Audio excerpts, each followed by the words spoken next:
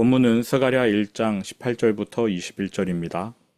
내가 눈을 들어 본즉 네 개의 뿔이 보이기로 이에 내게 말하는 천사에게 묻되 이들이 무엇이니이까 하니 내게 대답하되 이들은 유다와 이스라엘과 예루살렘을 흩뜨린 뿔이니라. 그때에 여호와께서 대장장이 네 명을 내게 보이시기로 내가 말하되 그들이 무엇하러 왔나이까 하니 대답하여 이르시되 그 뿔들이 유다를 흩뜨려서 사람들이 능히 머리를 들지 못하게 하니 이 대장장이들이 와서 그것들을 두렵게 하고 이전에 뿔들을 들어 유다 땅을 흩뜨린 여러 나라의 뿔들을 떨어뜨리려 하느니라 하시더라. 아멘.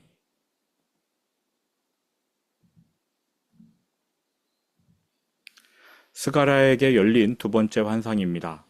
내가 눈을 들어 본즉 네 개의 뿔이 보이기로 이에 내게 말하는 천사에게 묻되 이들이 무엇이니까 하니 내게 대답하되 이들은 유다와 이스라엘과 예루살렘을 흩뜨린 뿔이니라.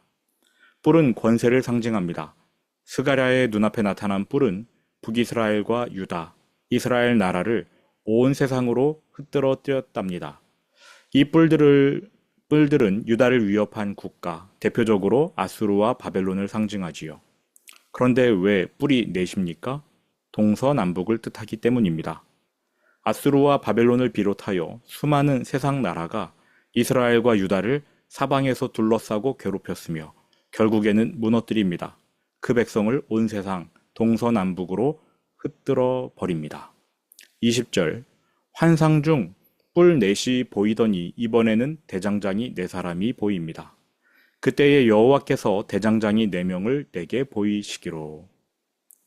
스가랴가 천사에게 물어봅니다. 21절 내가 말하되 그들이 무엇하러 왔나이까 하니 대답하여 이르시되 그 뿔들이 유다를 흩뜨려서 사람들이 능히 머리를 들지 못하게 하니. 아수르와 바벨론을 위시한 세상 나라들이 유다를 흩뜨렸습니다. 그래서 유다 백성이 머리를 들지 못해요. 그런데 동서남북 사방에서 대장장이 네 사람이 옵니다. 유다를 위협하던 뿔들을 그 대장장이들이 드러내버립니다. 이 대장장이들이 와서 그 뿔들을 두렵게 하고 이전에 뿔들을 들었다는 것은 드러냈다는 것이죠. 그렇게 유다 땅을 흩뜨린 여러 나라의 뿔들을 떨어뜨리려 하느니라 하시더라. 대장장이가 뿔을 제거하는 환상입니다. 무엇을 보여주는 것입니까? 온 세상 나라들이 큰 권세를 발휘하여 뿔들을 높이 쳐들었습니다. 하나님의 백성 유다를 괴롭혔습니다. 그러나 하나님은 이들이 영원토록 고개를 쳐들게는 놔두지 않으십니다. 70년이라는 시간 제한을 두신 거지요. 아수르와 바벨론 차례로 망했습니다. 앞으로 유다를 괴롭히는 나라들도 차례로 망할 것입니다. 대장장이들이 그 뿔들을 드러내는 것이지요. 인간의 권세가 아무리 커 보여도 하나님의 계획보다 클 수는 없습니다. 하나님은 70년이라는 시간 제한을 두셨기 때문에 그 시간 계획, 그 계획을 무너뜨릴 세상의 뿔, 권세는 없습니다. 70년, 약속의 시간이 이르자 유다 백성이 예루살렘으로 돌아옵니다. 그들을 괴롭히던 사방의 뿔, 커다란 뿔들은 사라지고 없습니다. 예루살렘 폐허로 돌아와 다시 성전을 짓고 하나님과 동거하려는 유대인들. 그런데 갑자기 주변국들이 방해합니다. 사마리아 사람들을 비롯해서 페르시아의 도읍들의 정치인들, 지도자들이 다시 한번 뿔을 쳐들려고 합니다. 성전을 방해하고 하나님의 백성을 위협하려 합니다. 이때 유대인들이 겁을 먹고 손을 놓아버렸는데 겁먹지만 않았다면 하나님이 보호해 주셨겠지요. 겁을 먹어서 16년간 성전 공사가 멈췄습니다. 이때에 대장장이들이 다시 나타납니다. 성전 공사를 방해하는 뿔들을 또 드러냅니다. 성전 공사 방해 세력을 하나님이 심판하시는 거지요. 뿔과 대장장이, 이들로 구성된 두 번째 환상의 메시지는 첫 번째 환상의 메시지와 같습니다. 하나님이 돌아오셨다. 그 백성을 보호해 주신다. 이제 스가랴 2장을 보도록 하겠습니다. 스가랴 2장 1절부터 7절 말씀을 함께 봉독하도록 하겠습니다.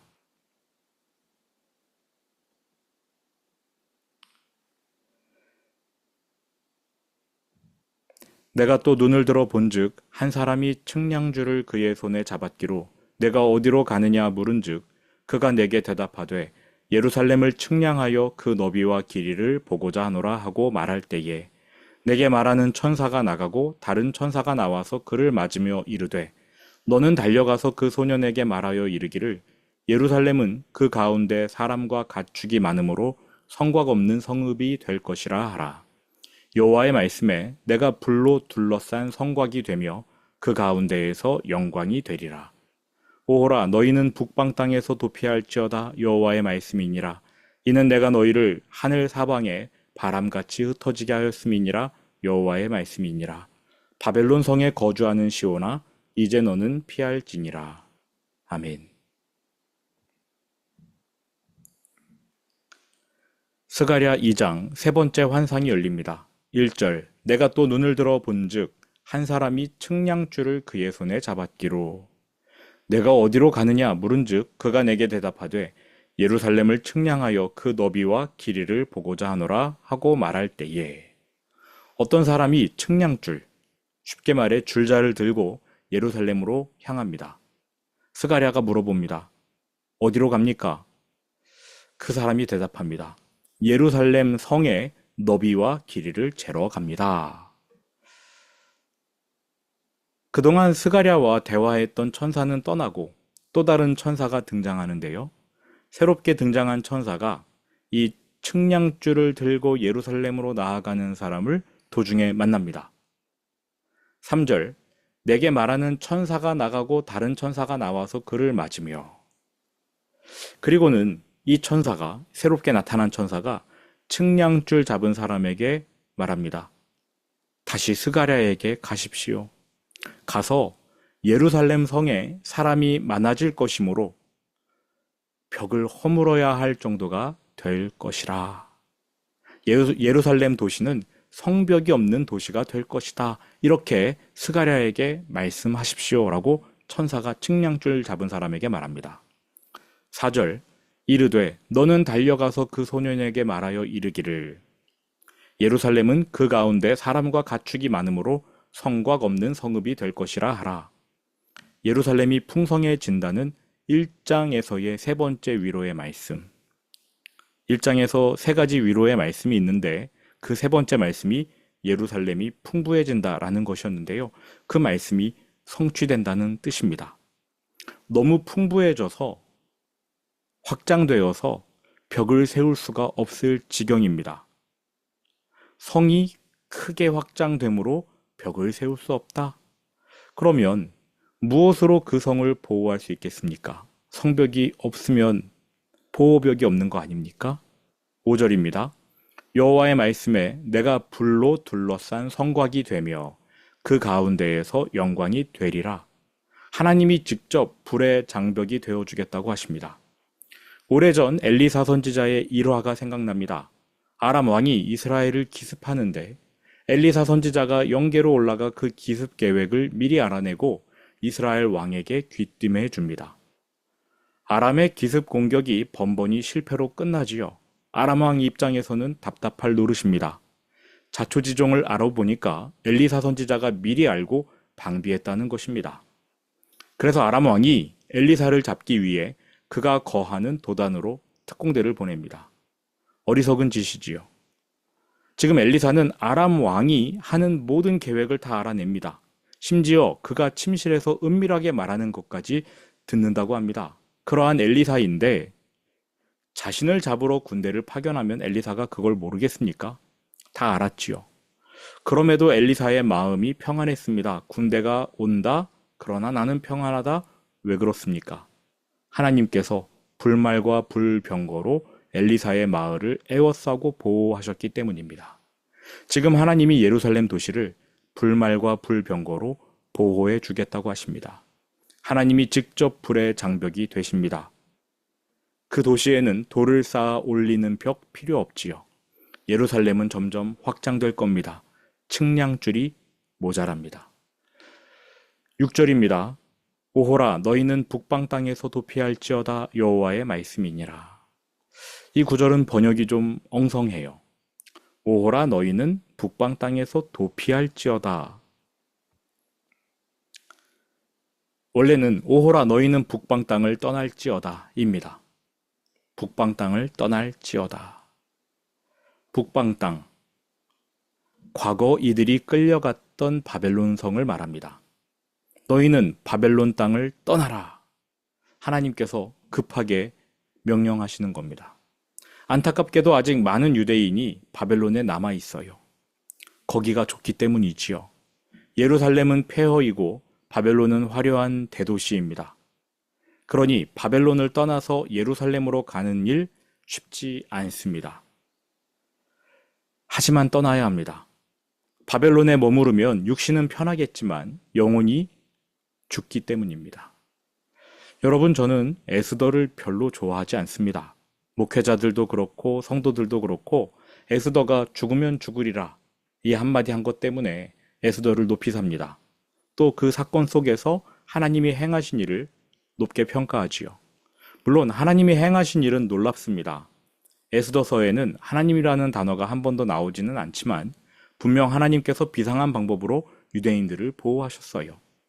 저도 처음에는 에스더에 나오는 사건을 보면서 하나님 멋지다, 놀라운 구원이다, 또 에스더가 죽으면 죽으리라 결단한 걸 보면서 감탄했습니다. 그런데 곰곰이 생각해보니 뭔가가 이상했어요. 만일 바벨론에 살던 유대인들, 페르시아에 살던 유대인들이 전부 예루살렘으로 돌아왔다면 애초에 에스더서의 사건이 일어나지 않았을 것 아닙니까? 하만이 유대인을 학살하려는 일 자체가 없었을 건데, 그럼 유대인들이 왜 예루살렘으로 돌아오지 않았을까? 예루살렘으로 돌아가기를 싫어했구나. 자기 영혼이 죽는 줄도 모르고 바벨론, 페르시아의 편안함에 취했구나. 화려한 도시를 떠날 수가 없어서 자기 영혼을 죽여가며 육신의 안락을 즐겼구나. 이렇게 생각이 이어지니까 소름이 돋더라고요. 결론을 내렸습니다. 에스더서에 나오는 사건은 하나님만 괜히 고생하신 일이었다. 물론 하나님은 고생하지 않으셨어요. 또 그 사건을 통해 예수 그리스도를 보여주시긴 하셨습니다만 안 일어나도 될 일이 일어난 것 아니겠습니까? 하나님께서 유다 백성에게 바벨론을 떠나라 명령하십니다. 그래야 살기 때문입니다. 육신이 힘들어도 바벨론을 떠나야, 성전이 있는 곳 예루살렘으로 나아와야, 힘이 들더라도 예배 자리를 지켜야 사는 겁니다. 6절 후반부, 이는 내가 너희를 하늘 사방에 바람같이 흩어지게 하였음이니라. 여호와의 말씀이니라. 70년 전 유다 백성이 바벨론으로 끌려갔습니다. 하나님이 보내신 거예요. 하나님께서 흩어버리신 겁니다. 심판하신 겁니다. 그런데 이제 그 심판이 끝났어요. 그러면 다시 하나님과 동행하는 곳으로 나와야 하지 않습니까? 너희는 바벨론에서 나와라. 그런데 못 나옵니다. 아파트가 바벨론에 있고 직장이 거기 있고 거기서 살아야만 혜택을 누리기 때문입니다. 못 나와요. 7절, 바벨론 성에 거주하는 시온아, 이제 너는 피할지니라. 성경 원어로 보면 이 구절의 느낌이 삽니다. 원어는 이렇습니다. 바벨론의 딸에 거하는 시온아, 도망쳐라. 원어는 딸이라고 쓰였는데 우리말로는 성으로 번역했습니다. 바벨론의 딸, 바벨론 성. 왜 바벨론 성을 바벨론 딸이라고 했을까요? 10절에 나오는 시온의 딸과 견주기 위해서입니다. 하나님은 자기 백성 유대인을 시온의 딸이라고 부르십니다. 반면 하나님을 대적하는 사람들은 바벨론의 딸인 것이지요. 바벨론은 하나님을 대적하는 대명사입니다. 7절은 그러니까 하나님께 반항하는 바벨론 백성 가운데 거하는 내 백성 시온에 따라 도망쳐라. 이러한 뜻입니다. 바벨론에 거주하는 시온 백성아, 너는 바벨론을 떠날지어다. 비록 너희가 바벨론에 지금 살긴 하지만 거기가 편할 수 있겠지만 너희는 시온에 속해야 한다.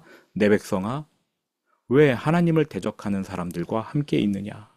너희가 있을 곳은 시온성 예루살렘이다. 그러니 바벨론을 떠나라. 이렇게 말씀하시는 하나님의 마음은 양가 감정으로 가득할 겁니다. 첫 번째, 그 백성을 시온 땅으로 돌려보내실 생각을 하니 기쁘실 겁니다. 얘들아, 지금 너희가 있는 곳 바벨론은 너희가 있을 곳이 아니야. 너희는 시온의 딸이다. 시온의 백성이야. 내가 너희를 시온으로 돌려보낸다. 거기서 나랑 영원토록 함께 살자꾸나. 하나님의 마음이 기대감으로 부풀어 오릅니다. 하지만 두 번째 감정, 그 백성이 바벨론을 떠나기 싫어하는 것을 보면서 답답해 하십니다. 그 백성은 시온의 딸, 시온의 백성이지만 시온으로 가는 게 싫습니다. 얘들아, 빨리 나와라. 거기는 너희가 있을 곳이 아니야. 거기 있다간 너희 영혼이 죽어. 소돔성에 내려갔던 두 천사가 밤새도록 롯을 설득해요. 얘야, 여기 있으면 너와 내 가족 모두 죽는다. 여기서 나와라. 하지만 롯이 뭉구적거립니다. 이제 곧 유황불이 비처럼 쏟아져 소돔성이 불타 없어질 텐데 롯은 소돔에 너무 많은 재산을 남겨뒀습니다. 어떻게 떠납니까? 그가 일궈온 재산, 아파트, 돈, 주식, 코인, 그가 길러낸 양이 수십만 마리일 테고 거느린 종이 수백 명에 이를 텐데 빈손으로 어떻게 떠납니까? 못 떠나지요. 그래서 롯은 자기 죽는 줄도 모르고 그 밤에 나 소돔에 눌러 앉을 거야 결정합니다. 천사가 밤새도록 설득했는데도 롯이 복지부동 다음날 아침까지 안 떠납니다. 결국 천사가 롯의 팔을 비틀어 끌고 나옵니다. 롯이 이런 인간이에요. 근데 욕할 거 없지요. 우리랑 똑같습니다. 그럼에도 구원을 받습니다. 왜 그렇습니까? 그가 의인이어서입니까? 아닙니다. 롯이 사랑받을 만해서입니까? 아니지요. 하나님이 아브라함을 기억하셨기 때문입니다. 하나님이 아브라함을 스가랴 하셔서, 기억하셔서 이러한 은혜를 베풀어 주신 것입니다. 롯은 철저하게 아브라함 때문에 구원받았어요. 이것은 우리 역시 자력으로는 구원에 이르지 못하고 누군가, 구원자, 제3자 때문에, 덕분에 구원받게 된다는 걸 보여준 그림입니다. 롯은 구원받기 싫었습니다. 소돔 떠나기 싫었습니다. 우리도 마찬가지입니다. 돈 때문에 구원받기 싫어합니다. 지금 유대인들이 바벨론을 떠나지 못합니다. 아파트, 자동차, 주식, 부동산, 코인 바벨론에 다 있어요. 바벨론에 유황불 떨어지면 그 모든 재산 끌어안고 불타 죽으면 죽었지 못 버립니다. 그래서 하나님이 외치십니다. 7절 바벨론 성에 거주하는 시온아 이제 너는 피할지니라. 피하래요. 도망치래요. 이 말씀을 하시는 하나님, 그 마음에 기쁨이 있겠지만 동시에 슬픔도 있습니다. 백성이 떠나면 하나님이 기뻐하시겠지요. 그러나 바벨론에 머물면 하나님이 슬퍼하실 겁니다. 오늘 우리가 있어야 할 곳은 어디입니까? 바벨론입니까? 아니면 예루살렘입니까? 들은 말씀 마음에 새기면서 주기도문으로 오늘 예배를 마치겠습니다.